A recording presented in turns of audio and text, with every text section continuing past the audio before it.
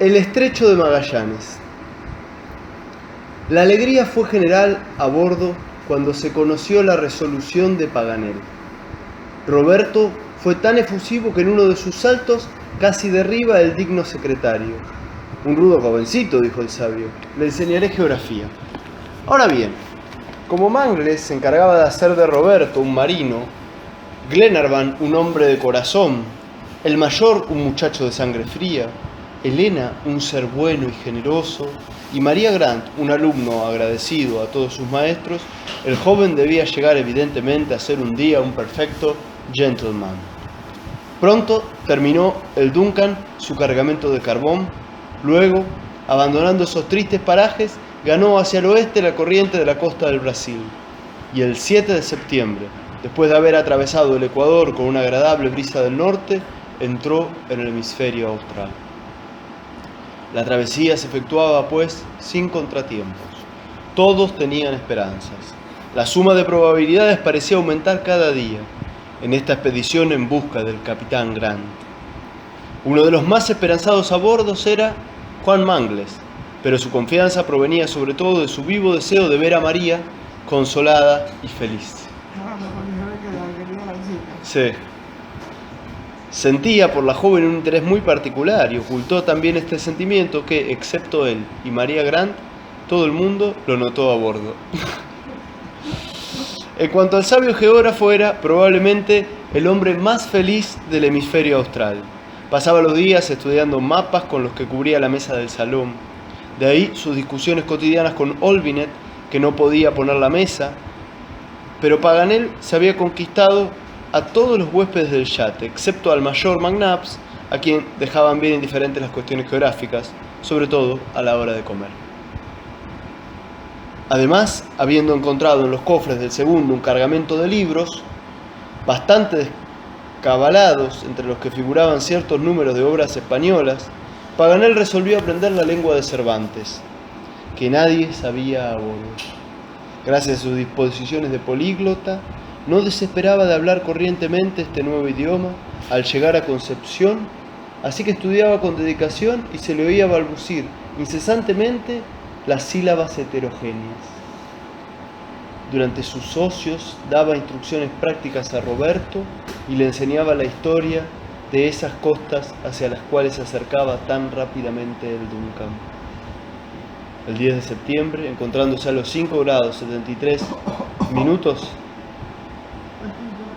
de latitud y 31 grados 15 minutos de longitud, Glenarvan aprendió una cosa que hasta los más instruidos ignoran, probablemente. Paganel contaba la historia de América y para llegar a los grandes navegantes cuya ruta seguía entonces el yate, se remontó a Colón.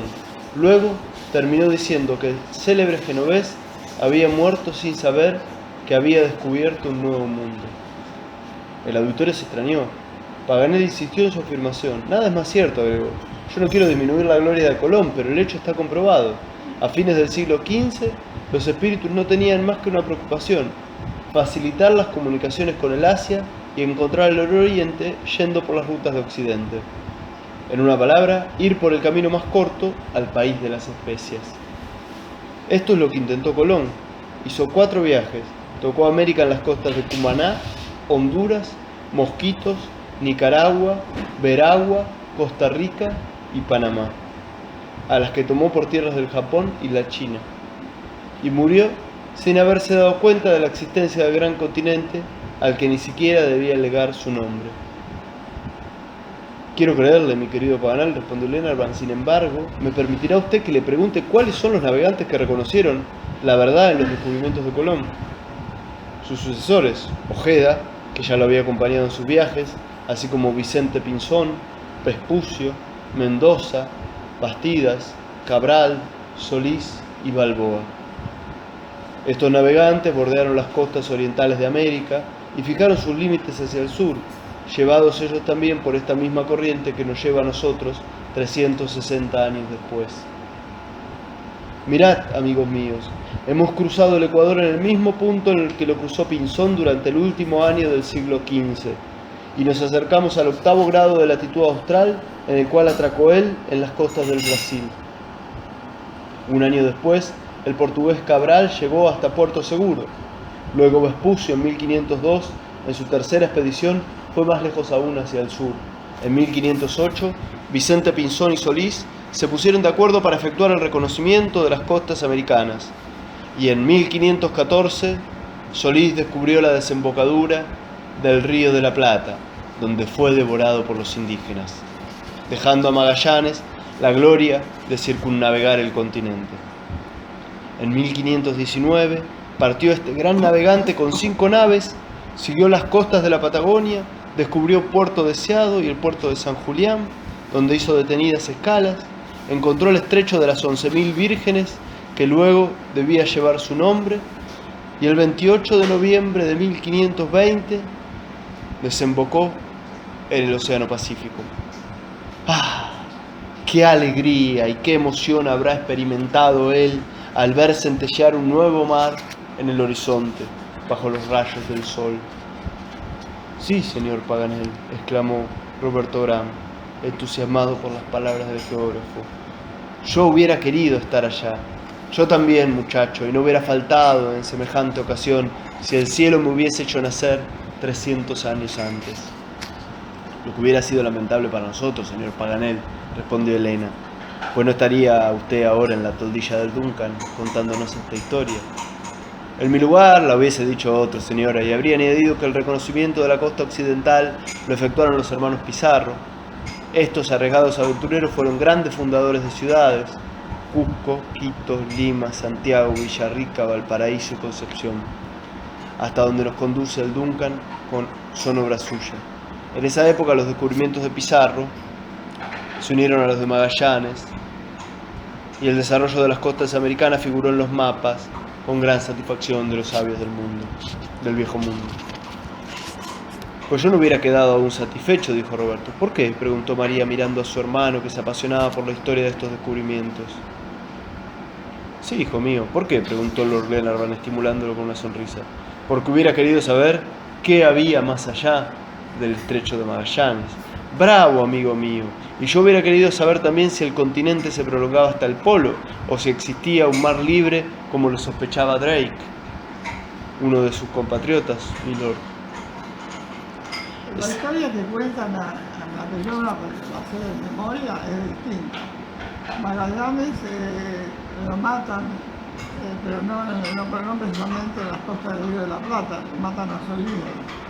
A Magallanes le matan los indios ahí en las costas del sur, ¿no? Y después el segundo de él, que fue El Cano, continúa el viaje y llega a las islas del Pacífico. claro. Este Elcano no lo nombra. No lo nombro. Se ve que estaba mal informado ahí. Sí.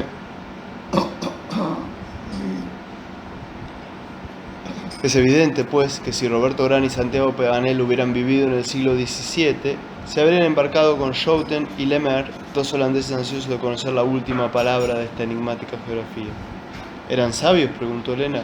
No, pero eran audaces comerciantes a quienes poco importaba el lado científico de los descubrimientos.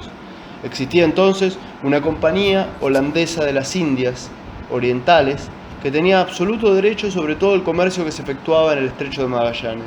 Mirá vos.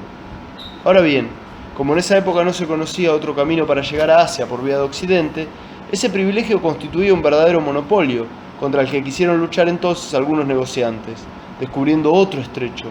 Entre estos figuraba un tal Isaac Lemaire, hombre inteligente e instruido, quien costeó los gastos de una expedición mandada por su sobrino, Jacobo Lemaire y Schouten, un buen marino originario de Hornos.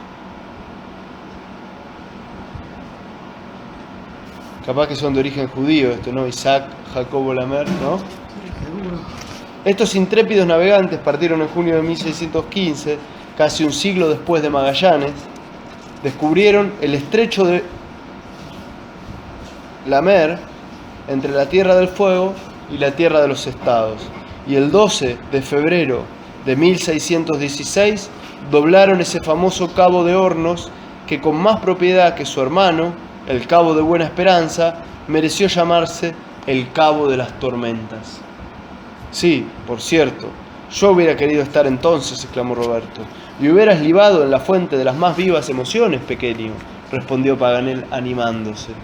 Existe en efecto una satisfacción más verdadera, un placer más real que el de navegante que apunta sus descubrimientos sobre el mapa de a bordo. Ve formarse las tierras poco a poco bajo sus miradas y surgir del seno de las aguas, por así decir, isla por isla. El estrecho de Magallanes, yo estoy confundida ahora, es, digamos, se separa la isla de Tierra del Fuego del resto. Puede ser. ¿Y el Cabo de Hornos cuál es? ¿Cree que lo veamos en un mapa? Sí, pero no tengo mapa acá. A ver acá en internet. Cabo de Hornos.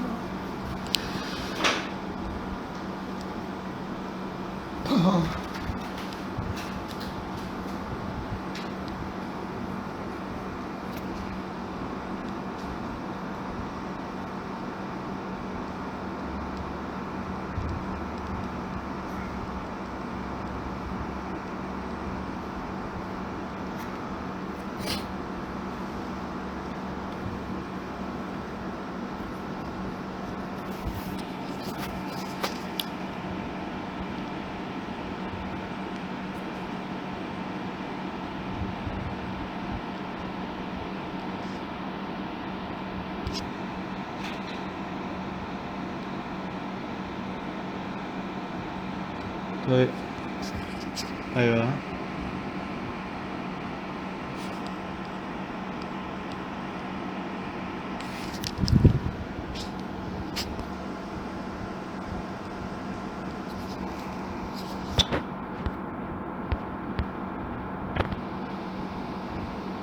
Ahí está. Ok. Es acá el Cabo de Hornos, ¿no? Al final No es esto. de la isla. Y el estrecho de Magallanes. O sea, el Cabo de Hornos será la última islita, ¿no? Ajá. Y el estrecho de Magallanes. Te parece como Chile acá, mira.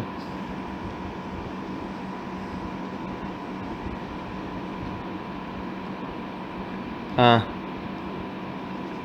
Claro, es esto.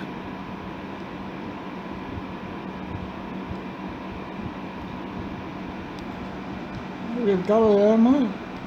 Acá. O sea, para venir por el estrecho de Magallanes se metían un poco antes, acá, y bordeaban como Tierra del Fuego, digamos. Sí. Y si no, bajaban. Bueno, más o menos me ubicó. Bien. Entonces ve formarse poco a poco sus miradas y surgir del seno de las aguas, por así decir, isla por isla, promontorio por promontorio. Primero las líneas terminales son vagas, imprecisas, interrumpidas. Aquí un cabo solitario, allá una bahía aislada, más lejos un golfo perdido en el espacio.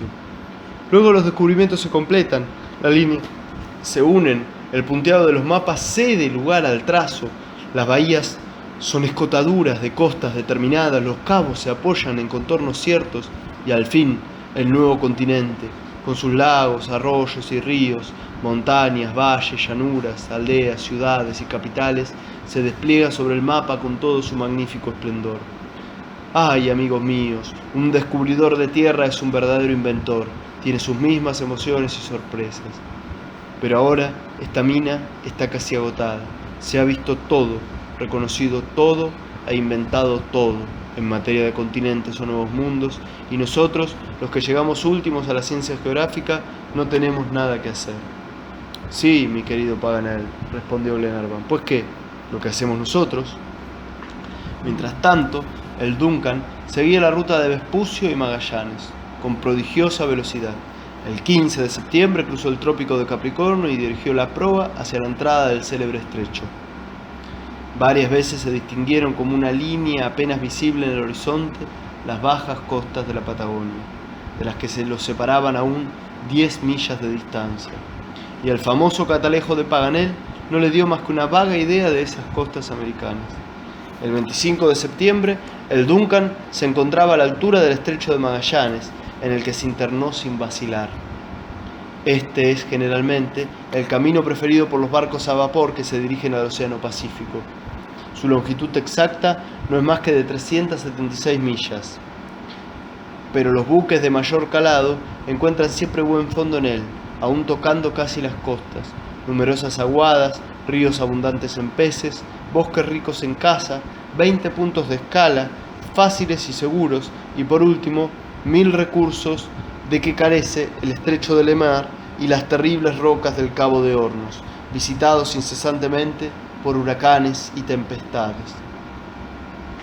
Durante las primeras horas de navegación, es decir, en un espacio de 60 o 80 millas, hasta el Cabo Gregorio, las costas son bajas y arenosas. Santiago Paganel no quería perder ni un solo detalle del estrecho. La travesía debía durar apenas 36 horas y bien merecía ese panorama movido de las dos orillas que el sabio se impusiera la obligación de admirarlo a la espléndida claridad del sol austral. Ningún habitante se distinguió por las tierras del norte. Solamente algunos miserables fueguinos erraban por las desoladas rocas de la Tierra del Fuego. Paganel se lamentó entonces por la ausencia absoluta de los patagones, lo que les disgustó de veras, con gran alborozo, de sus compañeros de viaje. Una Patagonia sin patagones, decía, no es una Patagonia. Paciencia, mi digno geógrafo, respondió Glenarvan. Ya veremos patagones. No estoy seguro, pero existen, dijo Elena. Lo dudo, señora, puesto que no los veo. En fin, ese nombre Patagones, que significa pies grandes en español, no ha sido dado a seres imaginarios. Oh, el nombre no quiere decir nada, respondió Paganel, que se obstinaba en su idea para animar la discusión. Y por otra parte, a decir verdad, se ignora cómo se llaman. —¿Es posible? —exclamó Glenarvan. —¿Sabes tú eso, McNabbs? —No —respondió el mayor—, y no daría por saberlo ni una libra de Escocia. —Pues usted lo oirá, sin embargo, mayor indiferente —repuso Paganel.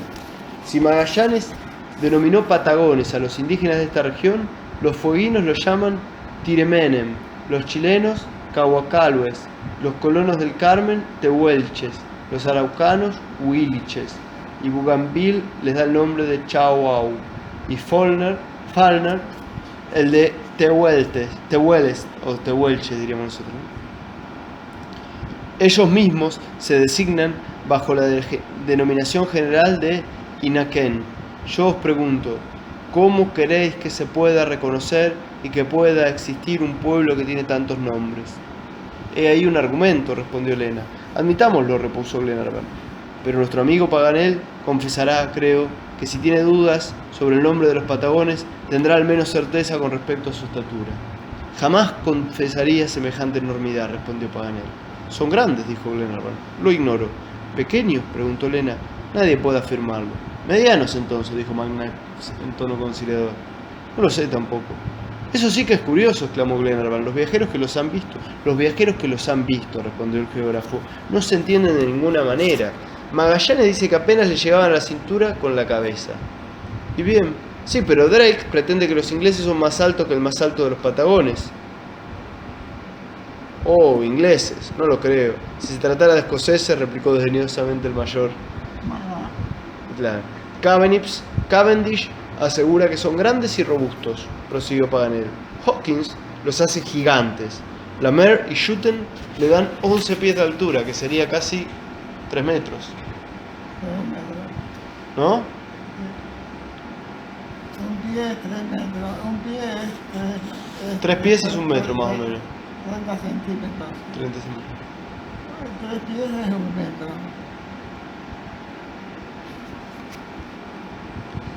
Bueno, toda esa gente es digna de fe, dijo Glenarvan. Sí, pero tanto como Booth, Narborough y Falnar, que les han adjudicado una estatura mediana. Es verdad que Byron, La Girotée, Bougainville, Wallis y Carteret afirman que los patagones miden 6 pies y 6 pulgadas.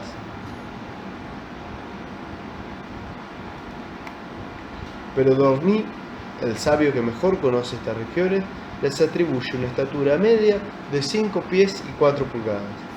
Pero entonces, ¿Cuál es la verdad en medio de tantas contradicciones?, preguntó Elena. La verdad, señora, hela aquí, respondió Paganel. Los patagones tienen las piernas cortas y el busto desarrollado. Se puede entonces definir su estatura de una manera graciosa, diciendo que miden 6 pies cuando están sentados y solo 5 cuando están de pie.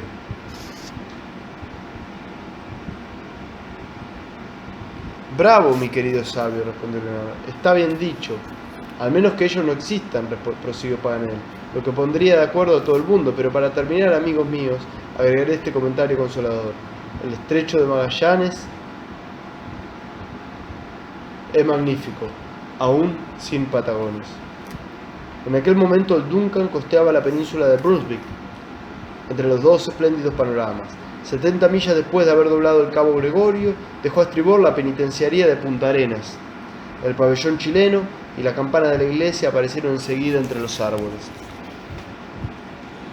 El estrecho se abría entonces entre moles graníticas de imponente aspecto. Las montañas ocultaban su base en el seno de inmensos bosques, y sus cumbres, cubiertas de eterna nieve, se perdían en las nubes. Hacia el sudoeste, el monte Tarn se elevaba a 6.500 pies de altura. Llegó la noche precedida de un largo crepúsculo. Insensiblemente la luz se esfumó en suaves matices. El cielo se pobló de estrellas brillantes y la Cruz del Sur indicó a los navegantes la ruta del polo austral. En medio de esa oscuridad luminosa, a la claridad de esos astros que reemplazan a los faros de las costas civilizadas, el yate continuó audazmente su ruta sin echar anclas en esas bahías de amplias costas. El extremo de sus vergas rozó a veces las ramas de las hayas antárticas que se inclinaban hacia el mar. Otras, sus hélices, golpearon las aguas de grandes ríos, despertando a los gansos, ánades, agachadizas, cercetas y todo ese mundo emplumado de los parajes húmedos. Luego aparecieron ruinas y derrumbamientos a los que la noche daba un aspecto grandioso, triste, resto de una colonia cuyo nombre protestará eternamente contra la fertilidad de su suelo y la riqueza de esos bosques abundantes en caza. El Duncan... ¿Cómo? Sí. El Duncan pasaba por delante de Puerto del Hambre. Es en ese mismo lugar donde Sarmiento, de nacionalidad española, se estableció en 1581 con 400 emigrantes y fundó la ciudad de San Felipe. Los fríos extremadamente rigurosos diezmaron la colonia, el hambre acabó con los que el invierno había perdonado, y en 1587 el corsario Cavendish encontró al último de esos desgraciados que se moría de hambre en las ruinas de una ciudad que parecía tener 6 siglos de antigüedad y que solo contaba 6 años de existencia. El Duncan costeaba esas playas desiertas. Al rayar el día, navegaba en medio de pasos estrechos, entre bosques de hayas, fresnos y abedules, de cuyo seno emergían verdes cúpulas, lomas tapizadas de acebos vigorosos y picos agudos, entre los cuales el obelisco de Buckland se elevaba a gran altura. Pasó por la bahía de San Nicolás, antiguamente llamada por Bougainville Bahía de los Franceses. A lo lejos se distinguían rebaños de focas y ballenas de gran tamaño, a juzgar por los saltos de agua que provocaban con sus movimientos, visibles a 4 millas de distancia. Por último, dobló el cabo Froward, erizado aún por los últimos hielos del invierno. Del otro lado del estrecho, en la Tierra del Fuego, se elevaba a 6.000 pies de altura el monte Sarmiento, enorme conjunto de rocas separadas por fajas de nubes y que formaban en el cielo como un archipiélago aéreo. Sarmiento no estuvo ese día, no sé cuando era presidente. No, es otro Sarmiento, un Sarmiento español, digamos. En el cabo Froward, que el cielo como un archipiélago. Es en el cabo Froward que termina verdaderamente el continente americano, pues el cabo de Hornos no es más que un peñasco perdido en el mar a los 56 grados de latitud. Pasado este punto, el estrecho se angostó entre la península de Brunswick y la Tierra de la Desolación, larga isla situada entre 1000 islotes, como un enorme cetáceo encallado en medio de guijarros. Qué diferencia entre esta extremidad tan desmesurada de América y las puntas francas y claras de África, Australia o de las Indias. ¿Qué cataclismo desconocido ha pulverizado así este inmenso promontorio echado entre dos océanos? Luego, a las playas fértiles seguía una serie de costas desnudas de aspecto salvaje, escotadas por los 1000 brazos de ese intrincado laberinto. El Duncan, sin un error, sin una vacilación, seguía las caprichosas sinuosidades, mezclando los torbellinos de su mareda a las brumosas desgarradas por las rocas. Pasó sin aminorar la marcha delante de algunas factorías españolas establecidas en aquellas playas abandonadas. En el cabo Tamar, donde el estrecho se ensancha, el yate pudo virar para rodear la escarpada costa de las islas de Narborough y se aproximó a las islas del sur. Por último, 36 horas después de haber penetrado en el estrecho, vio surgir el peñasco del cabo Pilares en la punta extrema de la tierra de la desolación. Un mar inmenso, libre, reluciente, se extendía ante el estrave y Santiago Panel, al saludarlo con gesto entusiasta, se sintió conmovido, como lo estuviera Fernando de Magallanes en el momento en que la Trinidad se inclinó por primera vez a impulso de las brisas del Océano Pacífico.